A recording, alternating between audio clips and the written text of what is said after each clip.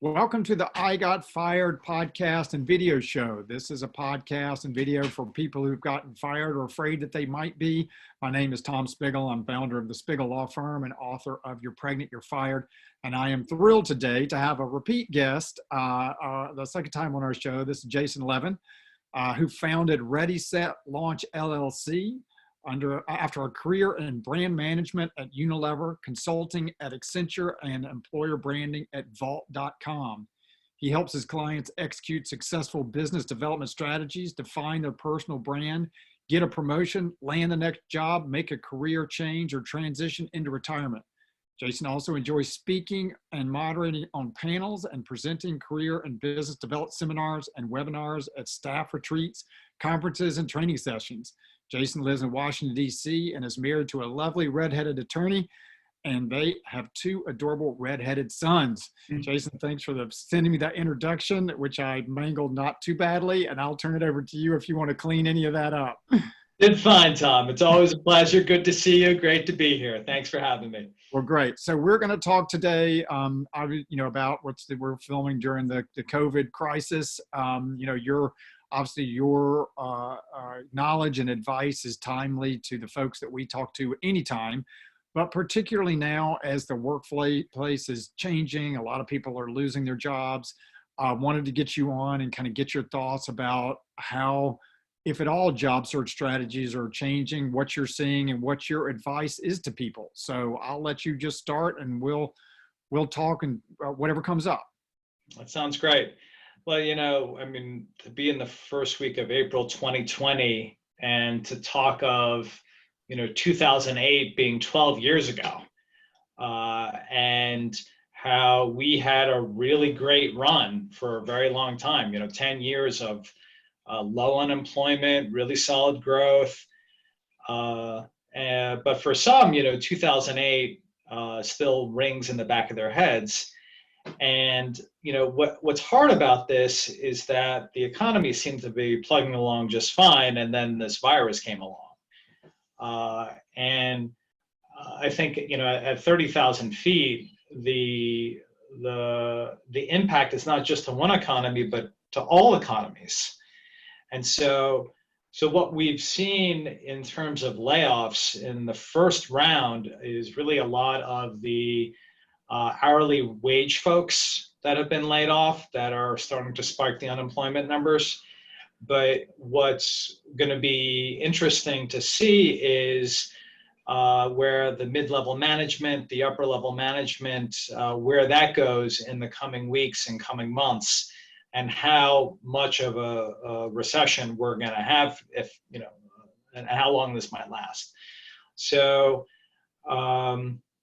typically when I talk with folks that are thinking about their prospects, it depends on where you're working. So, a lot of the corporate headquarters in the DC metro area, Choice Hotels, Hilton, Marriott, that were founded in hotels and hospitality, they're feeling a lot of pain at this moment because nobody's traveling.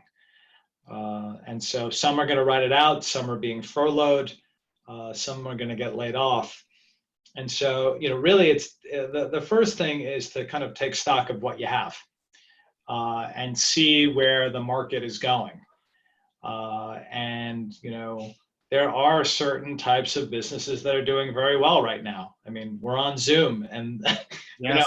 So if you're any type of cloud-based technology organization, you're doing great.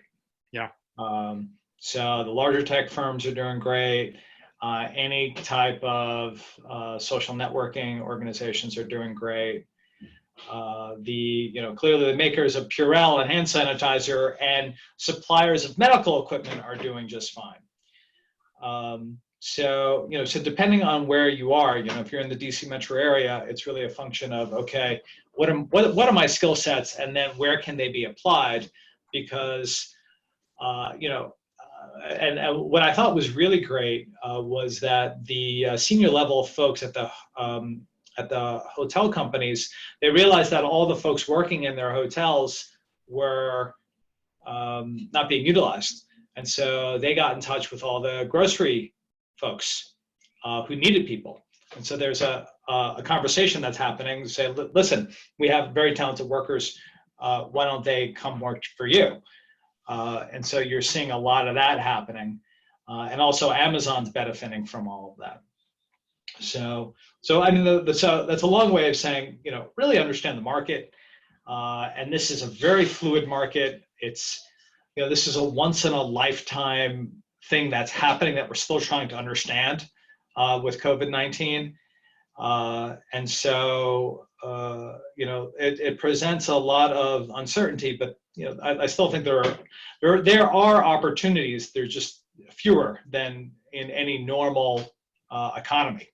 So this is certainly not business as usual.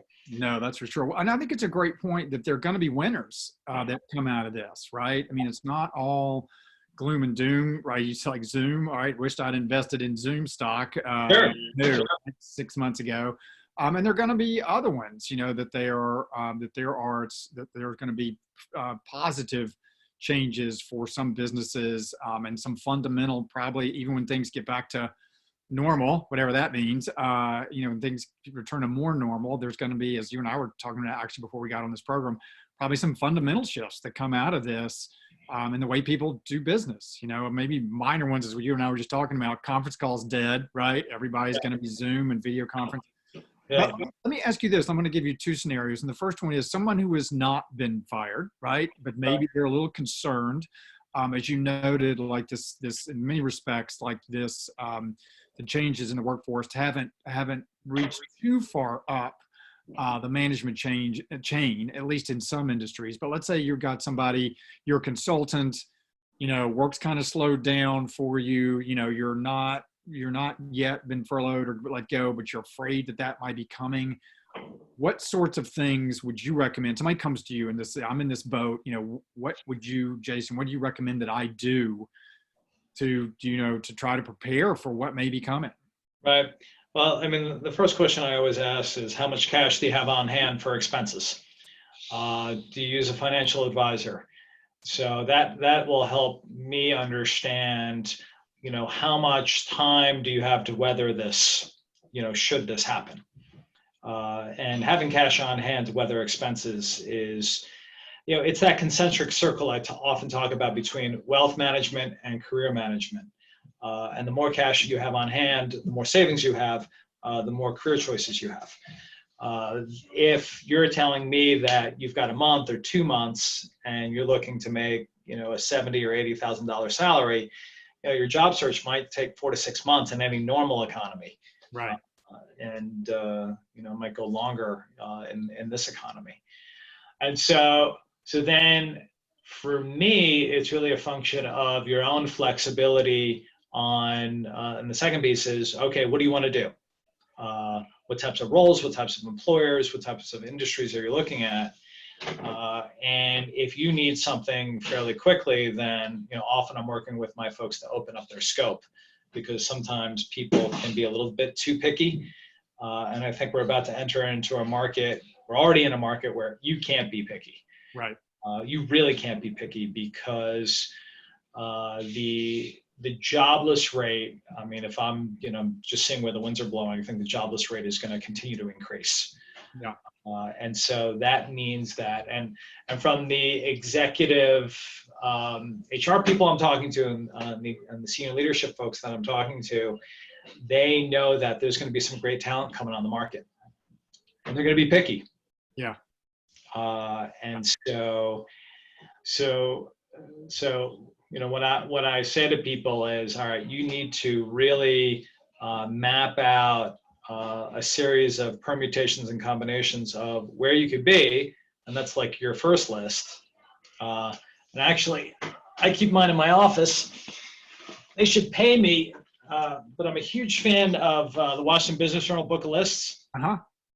And it's really about making a list. So and if you're here's the private companies, and so that you understand within your own market. So this is the DC one. They make them in 40 different markets across the country. The response to what do you want to do is your list. That's great. Yeah, that's great advice. and for me, and I say this all the time, no list, no job search. Right. It's that simple. You got to, all right, here are the top 10 organizations that I think I would be a good fit for. That's list one. Then list two is, okay, who are the people that are currently in my relationship set that could help me get introductions? And I think that's the second piece, is that, too often people are waiting for, a job to apply to. And it's that quick posting versus the slow referral. Right. And so when you're posting to a job and you get it out, you have this enormous high. It's almost like you just took a spoon of sugar and dumped it in your mouth. Right. And then 5 minutes later, you've got this big down thing. Right. What your body really needs is a can of sardines or some kind of protein, right? A boiled egg maybe, but yeah, I hear you. Yeah. Boiled egg. All right. So I like sardines. I could eat sardines all day. Thank goodness we're doing this over Zoom. Yeah, right. Yeah.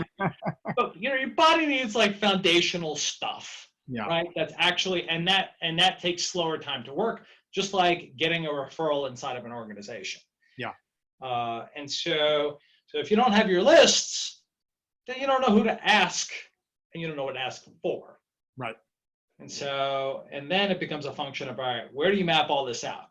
So do you have a central file where you're typing in all this information? Name of organization, name of person, sent email, last day contacted, to have a place to have as a dashboard. Because I don't know about you, you're happily married, you've got kids, and now they're all home. Right.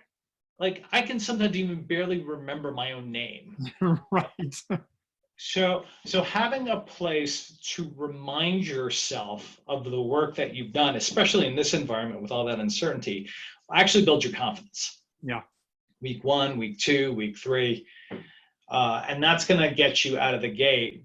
And I'm not saying don't apply to jobs, but you will get further in the process if you can find somebody in the organization and have a conversation with them. Yeah.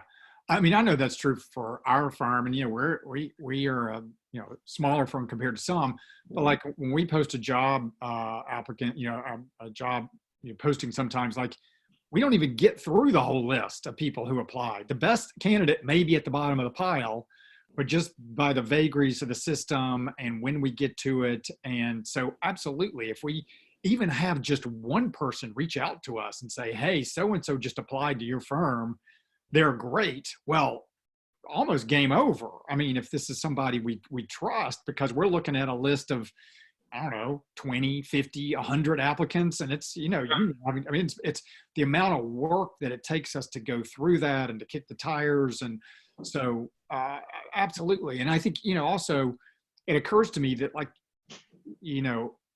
keeping your list up to date. And I think I know I am guilty of this. Like when times are good, you sort of except for the extreme extrovert among us, which I am not one, you tend to, you don't keep up relationships perhaps as wide a circle as you usually do, but this is a great time to reach out to people, not even for just job related stuff, but just to say, hey, been a while since we talked. How are you doing? Right. Yeah, I'm a huge fan of both empathy and appreciation. And so during COVID-19, I've been saying early and often, ditch the pitch. Yeah, right. Ditch the pitch and reach out to people. How are you? How can I help? What's going on? How's your family? Yeah. The notion of being both human and humane. Yeah. And that is, foundationally again, talking about fuel and what's going to keep you going is reaching back out to those people that you already know that know and trust you. Yeah. And that's gonna help you during these times where, you're going to be waiting. And so, my favorite song for job seekers, Tom Petty and the Heartbreakers, "The Waiting is the Hardest Part." Yeah. And it's true. He wrote that song for job seekers. Right. Yeah. Because one, there's going to be a lot of waiting, and and getting through an interview process already takes a certain amount of time to get all the stakeholders together. Now these organizations need to make hiring decisions in a remote situation. Yeah. And so we talked about the structure, the list, the tracking, the relationships, and then you finally get into these remote interviews, and you got to have your story down. Yeah. You really got to have your story down. That's one of the reasons when I do mock interviews with folks, the first thing that I'm doing with them is I'm timing them. Right. Goes by quick. Goes by quick. Get to the point. Yeah. Get to the point. And so you're trying to, and I think the hard part also is that you're trying to connect with a virtual person. Yes. And control your own nerves and get your story down and right. So it will be interesting, and I think it's probably just not known yet. I mean, there may be some data on this, but I bet some social scientists will be looking into it. But and there's nothing to be done by anybody in this process. But how much will, because video conferences are great, right? It's better than just being on the phone, but it's not as good as being, at least in terms of the, you can't see my lower half. You can't see my feet. You can't, unless I'm holding them up here, you can't see what I'm doing with my hands. No. There's so many things that we, as human beings, we were designed to communicate in close proximity to one another, and rightly or wrongly. I mean, there's been a lot of research that says a lot of times our gut reactions are wrong, but we make snap judgments or we reach a conclusion, but it's based on all the little things that we see in person. And how is that gonna, I don't know what the answer to this, and I'm not expecting you to answer, but are people going to rely more now on resumes than they did? Is it still going to be, it's a good point about, in the video interview, what opportunities and constraints are there for the applicant? I don't necessarily need an answer to that, but it's just an interesting change. Yeah, because we're, typically the video interview comes in two forms. One is the live one, which, we have one or multiple people that you're talking to, and it's usually done in the beginning, and then usually you get in person. The second one, which I find the harder one, which is a screener one, it's the recorded video, where you get a series of 5 or 10 questions in a format like this, and you're just talking to yourself. Right, weird. And you have 1 minute or 2 minutes. Yeah. And it's hard to get jazzed up just to, look into a camera and talk. Right. Yeah. And almost this must be like an actor acting with a green screen, right? Like when you're doing an animation and you're having to have all the same facial expressions, but you don't actually see anything. Right. And that's a challenge. And so so to your point, I think there's a lot of sources of error that go into video interviewing, but nonetheless, you need to put your best face forward in all of this. Yeah. So I mean, I'm not doing it now. If I was doing, something more formal, I would put a book under my computer so that it would go upwards. Yeah. And so that, I think, would be, level one, because, some computers have the camera at the top of the screen. Yeah. Others have them at the bottom of the screen. Yeah. So a good shoebox, a good, law book, or, something thick. Yeah. Be able to raise it. In terms of lighting, it would be good to have a desk lamp behind the computer, so it gives you more light. It was funny, I had earbuds for, I was doing an interview, and a classmate from business school saw me with my earbuds, and he works for a company that makes external speakers, so he sent me one. Oh, nice. And so, awesome. So I often talk about sound, your sound, make sure that works. If you want to do all those tech checks right in advance when you're doing a video conference interview, and then you should have you should have your phone nearby with the piece of paper to the cell phone or whatever number they gave you, so that in case something goes wrong, you can call them. Yeah, no, I think that's a great idea too. I just know even on the, the video and the podcast that I do, like, having the ability to text, like in case something goes wrong, with the technology is really helpful. And it's just funny, you might, tap your teenager if you've got one and see what they're doing for their YouTube or their TikTok videos. They probably got, good tech for, just the production value of it. I mean, you mentioned like the lighting and, the lighting and the sound, like all these minor tweaks that you can make. Like I haven't done it here, but sometimes when I do my videos, for the Chrome Dome, I put a little bit of makeup here. Yeah, I mean, I've got my shine. I know. Right, but like seriously, like get a little bit of foundation, and I don't know. I'm just kind of thinking off the top of my head, And one thing that I will say to everyone, because we can't go to the barber, we can't go to the hairdresser. Right. And so I think there is more empathy out there for folks that don't have themselves done up to the nines.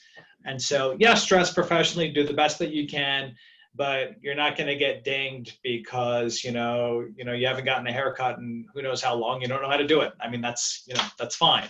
Yeah. And so I think a lot of folks are, I think you're finding a lot more empathy out there for that as well. Yeah. Which is refreshing that there's that level of kindness that still exists in hiring. So yeah, well, I think this has made everybody more, I mean, even those of us who are lucky, and I put myself in that category where, like everything's fairly stable at home and, like not worried about food and all that sort of thing. But like, like we're having to rely on each other more. There is a softer sort of, element to the business world. I don't want to overstate it. People are still getting obviously laid off in great numbers. It's not rosy, but there is a softening, I think, in some respects, where people realize like, hey, we're all exposed a little bit. I mean, I was just thinking the other day, like how dependent like we are. I mean, my family, I'm like, just small things like, what would we do if we could not get milk? Like this, we are so reliant on that. Like if we could not get peanut butter and milk, of course we would survive, but it would be a significant impediment to this family. I mean, there was a day I went to the grocery store, they were out of milk. And so I needed to get the milk that, for those that are lactose intolerant, and that got rejected outright.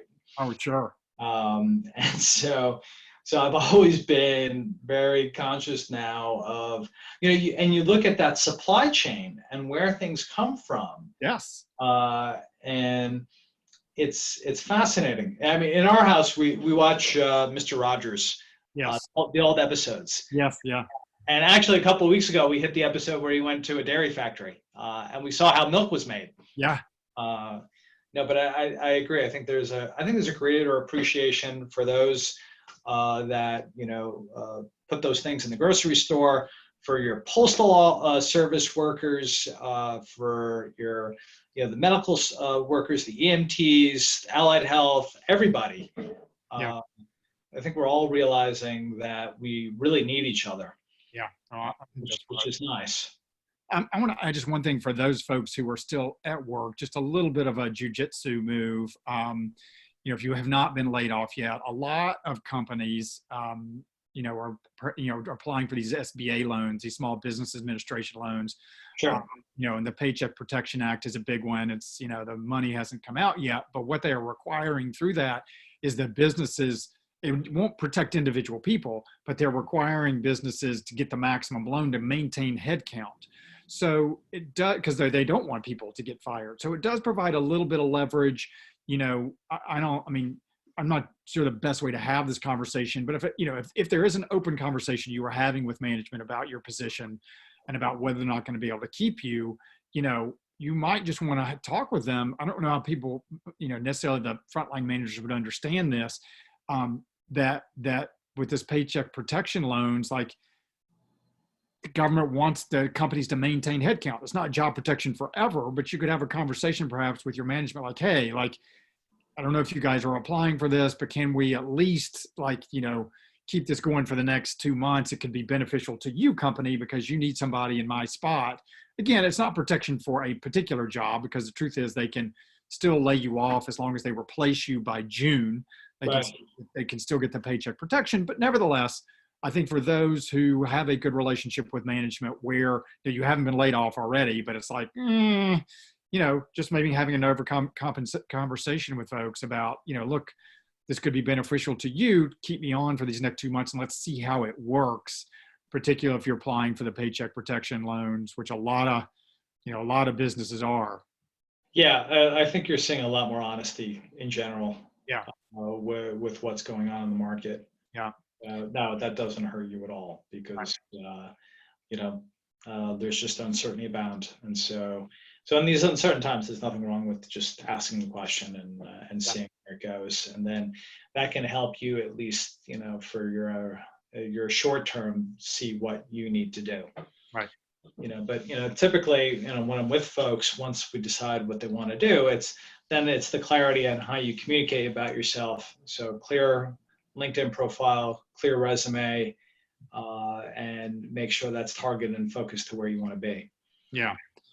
Well, let me give you another scenario, which I don't know that your advice would have changed tremendously, but let's say you've just gotten laid off, right? Like you just got the call that because of COVID, the company's cutting by 30%. You're in the unlucky 30%. What now? What do I need to do if I'm coming to talk to you?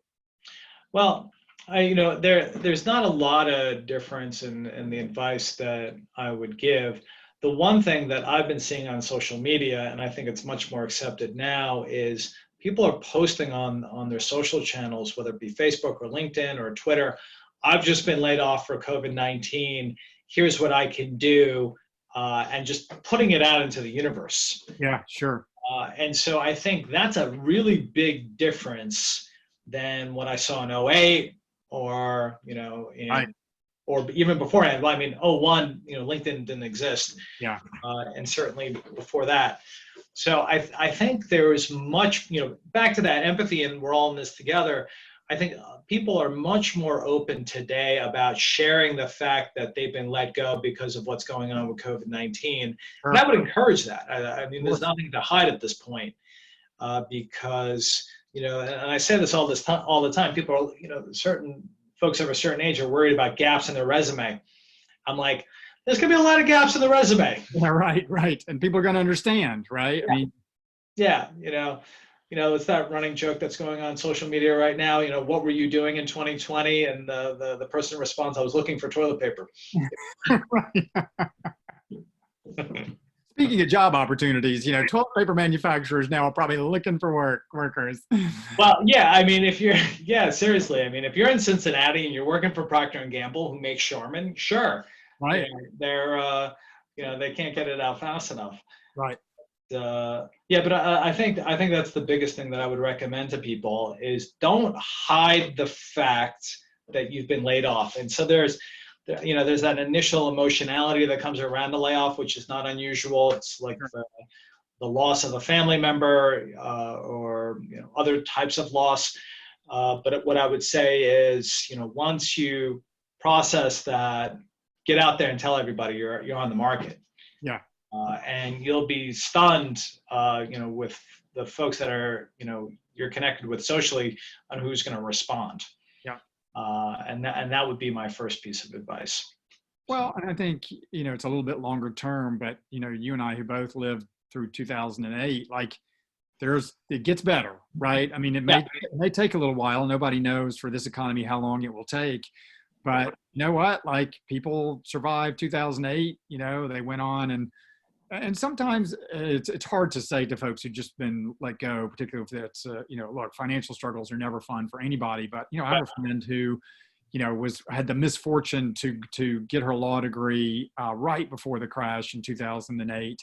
And she worked as a short time as an attorney, but then became a therapist after that, and now works with a lot of attorneys. And and she's much happier than I think, and I think she freely admits, than she would have been had she kept on slogging away as an Yeah. attorney. But her hand was just sort of forced at the time because the legal market was in free fall. So there is a, to your point about getting whether it's sardines or eggs or nuts, like giving your body that look to extend the horizon just a little bit. Right. And this too shall pass, and jobs will be back, and there will be opportunities that may be unseen right now for you. Right. And I agree with you that the notion of self-care and finding ways to take care of yourself in an uncertain time. Yeah.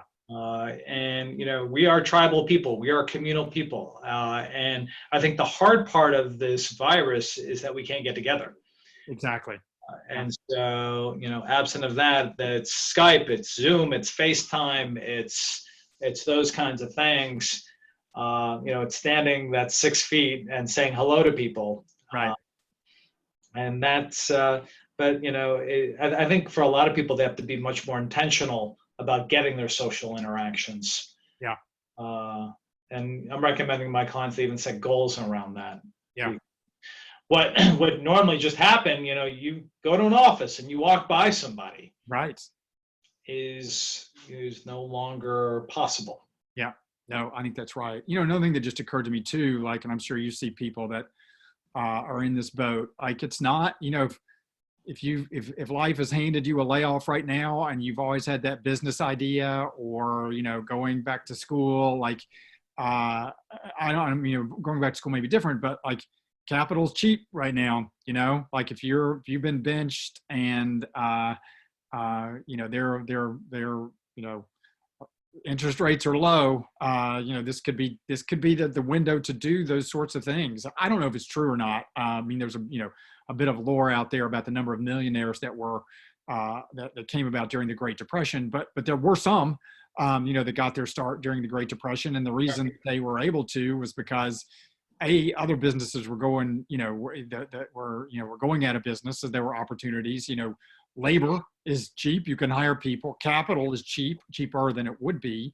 So that could be an opportunity too. It's not for everybody, but if you've always had like that, crazy, kitchen sink idea that you want to try, assuming that it does involve, maybe now is not the time to start an event planning business, but sure, could be some good opportunities. Yeah, no, I feel, I have friends that are event planners, and I feel for them. Yeah. And anybody that's working in the tourism business or the hospitality business. But I agree with you. You take any recession and you find folks that have created something because they were, they found an opportunity, they showed the initiative. And whether it's the recession of 89, 90 or 01 or 04, you do find those examples of things that were created during hard times. And clearly you have a working business model if you can function in that. Right. So. Well, do you have any, before we call it a day, have any parting words of wisdom for folks that may be watching? Or we've exhausted it? Mindset. Yes. So I focus on things that make me laugh. So my favorites are George Carlin, Billy Crystal, and Robin Williams. I go on YouTube. I find their old stuff. I really focus on things that put a smile on my face, because you read the news and you look at what COVID-19 is doing. It is serious. Yeah. But I think that bringing yourself back to center, finding things that allow you to take care of yourself, whether it be yoga or meditation. For me, it's comedy. And also, replaying scenarios in your own mind of where you found success in the past, and use that to drive yourself through this. Because we've all been successful in different ways. This is just a momentary, if you do get laid off, this is a moment in time. It's not something you take personal, and you need to keep that routine on a daily basis so that you can keep this together. And that's what the most important piece of all this is, your own mindset. Yeah, no, great parting words of wisdom. So, Jason, for folks who want to find you, where's the best place for them to do that? So they can go on my website, readysetlaunch.net. My email is jason@readysetlaunch.net. Be happy to do a Zoom call or a conference call with them. Yeah. Well, and I know some people personally who've worked with you and recommend you highly. So for folks who have the need, you could do worse than to reach out to Jason. So, well, Jason, thanks so much for being on today, and I wish you and your family the best. Likewise. Thanks so much. Stay healthy, stay safe. All right, take care. Thank you.